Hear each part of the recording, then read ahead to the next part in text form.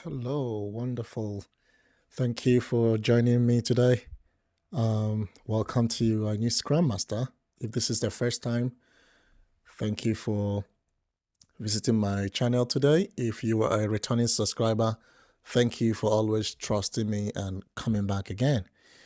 All right. If this is the first time you are coming to visiting my channel, and perhaps you are a practicing Scrum Master, you could always go ahead and then click the subscribe button so that you will always get a new notification when I release a new content. And if this is the first time you are visiting my channel, perhaps you were referred or you happen to run into my channel through Google, please, I would encourage you to click the subscribe button, like, and share. Refer your friends, tell them about I Need Scrum Master. Perhaps if someone is interested to enroll in a Scrum class, visit www.ineedscrummaster.com. Or you could always email me at info@ineedscrummaster.com and we can be able to chat about that. With that said, let's get started for today. All right, so for today, I'm going to talk about something very important because most people have been asking me privately about what kind of certification should they enroll in or they should be able to take. What kind of certification, Scrum certification, should they be able to get? So today, I want to highlight two of the fundamental Scrum certifications. I'm going to highlight key information on both of them, and then it's left for you to decide which one you think based on my explanation and my analysis. As always, I'm going to pull up my board and then we can take a look at them together.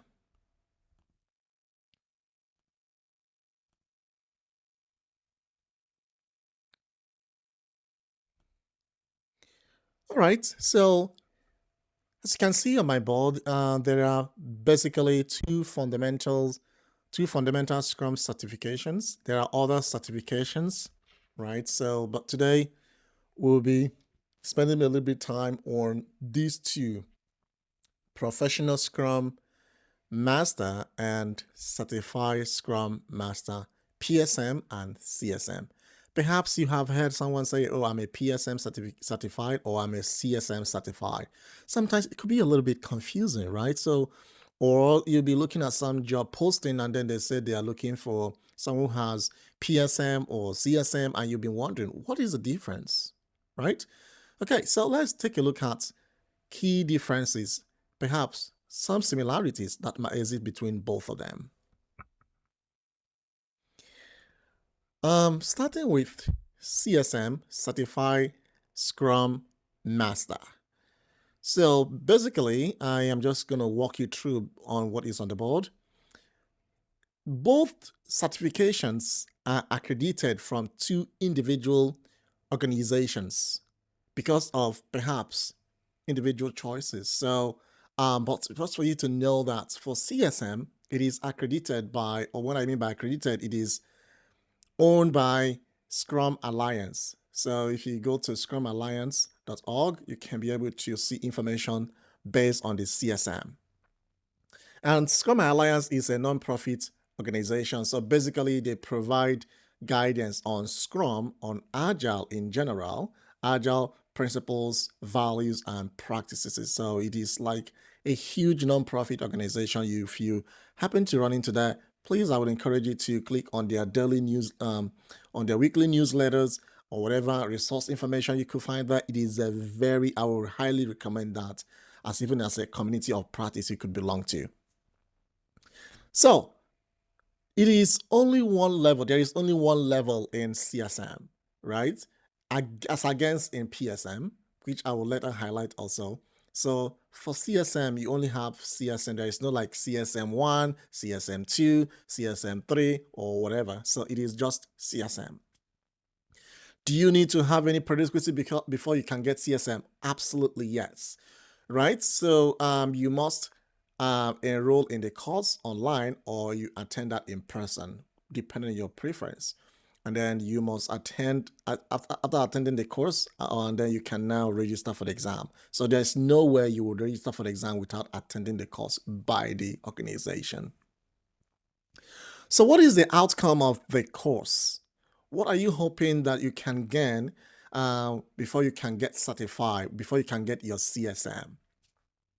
Basically, CSM equips you as an individual so that you can help team to perform optimally, right? As a Scrum Master, one of the fundamental functions of a Scrum Master is to help team members to deliver value.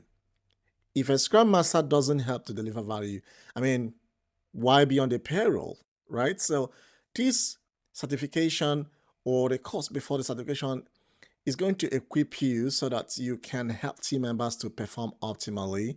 And then you can help them to identify blockers or any kind of impediments, right? And then help to resolve it. And then you can guide your team members on the Scrum framework, especially for team members that are kind of new, to Agile or Scrum. So you can be able to provide that theoretical guidance. How long is the course? It's a 2 days training. Like I said, you can attend that in person or visually, and it's between the range of 14 to 16 hours. So you need to be able to, if you want to get the certification, you need to, you know, be able to map out 2 good days, 16 to 8, 14 to 16 hours, so that it is very mandatory. There's no way you would take the exam without enrolling, going through that process. For the exam is about an hour and is comprised of 50 multiple choice questions. 50. And it is required that you be able to get about 37, right? You should be able to get about 37 out of the 50. So the 37 is the passing score. Anything below 37, you have to retake the exam again. So you have to get about 37 before you can now pass the exam. What is the cost? So you should be budgeting between the range of $400 to $1,500. So again, you can always get this information when you go to www.scrumalliance.org, and then you can find the actual range. You have to click on the actual course and then to display the actual price for the course. Is there a condition? Yes. So as soon as you get the passing score, the other thing is that you have to accept their license. You have to accept the CSM license, and then you have to complete a membership profile before you'll be issued that certification. And then, is the certification a lifetime? No, absolutely not. You have to renew that every 2 years, right? So every 2 years, if you have that money, about, I think, between the range of $100, right? $100. So you have to renew that every 2 days in order to maintain that certification. That's about CSM. So now let's take a look at PSM. All right. PSM, Professional Scrum Master. Again, so PSM is also accredited or issued or organized or housed, whichever one you're going to use, is being accredited by an organization called scrum.org. Scrum.org was founded by Ken Schwaber. Ken Schwaber is a co-founder of Scrum. So it is also a good community of practice that I would recommend for anybody that is either new to Scrum or kind of practicing Scrum, whether you're a professional Scrum Master or even an aspiring Scrum Master. You could go to their website, www.scrum.org, and there you will see a whole lot of information to lay your hands on. The course is delivered by a professional Scrum trainer. Again, it is not mandatory that you have to enroll in the course. That is another difference between PSM and CSM. In CSM, it is mandatory that you have to enroll in the course before you can take the exam. But in PSM, it's not mandatory, but it's encouraged for you to take the course and then you can take the exam. What is the outcome? I mean, what are you hoping to get at the end of someone who is PSM certified? What is required or what is the expectation? It is expected that someone who has PSM, especially PSM 1. Again, before I should go into the outcome, I need to also emphasize that PSM has different levels. So you have PSM 1, you have PSM 2, and you have PSM 3. In CSM, do you think we have levels? Absolutely not. There is no levels in CSM. It is just one certification. So, because of the knowledge, because of the level of knowledge in Scrum, um, this organization decides to grade Scrum certification based on the level of Agile knowledge or Scrum knowledge. So, for someone who is PSM 1 certified, it is expected that you should have mastery of the Scrum fundamentals, right? Should be well advanced in terms of Scrum terminology. There are lots and thousands of Scrum terminologies.